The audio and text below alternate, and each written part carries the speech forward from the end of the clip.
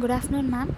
I am Said Ali Fatima of Second MA English, and now I am here to talk about the characteristics in Kongi's Harvest. Firstly, the Kongi's Harvest is all about the clash between the modern and the traditional forces in an emergent modern African society. Is a very familiar the concern in all the genres of African literature. Soyinka is therefore not out of a place in his preoccupation with it in Kongi's harvest. This clash is enacted between the Oba, who is the traditional head, and the President Kongi, the modernist and constitutional head.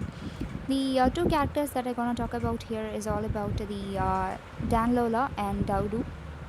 And Danlola is revealed as a traditionalist who is witty, strong willed, uncompassioning, and obstinate, and also a dictator.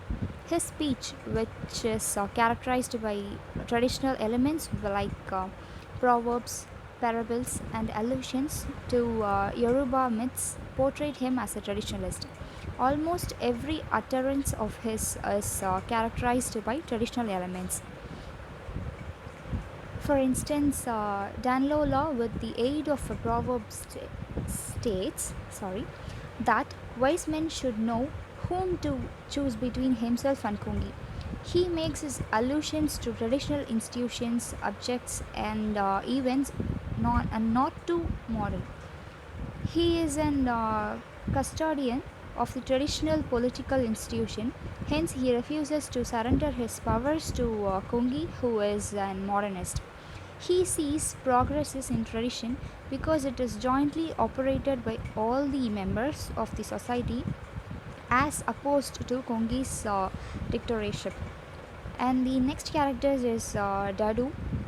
The dialogues that gives an insight into the character of Dadu as a diplomatic, courageous, learned, and determined character.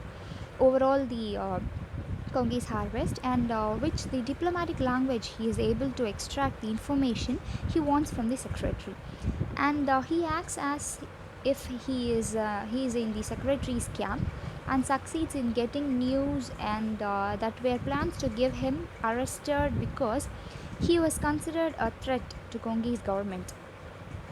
And Daudu pretentiously takes sides with the secretary and agrees to help in convincing his uncle Donlala to openly present the yam to Kongi at the ceremony the next day.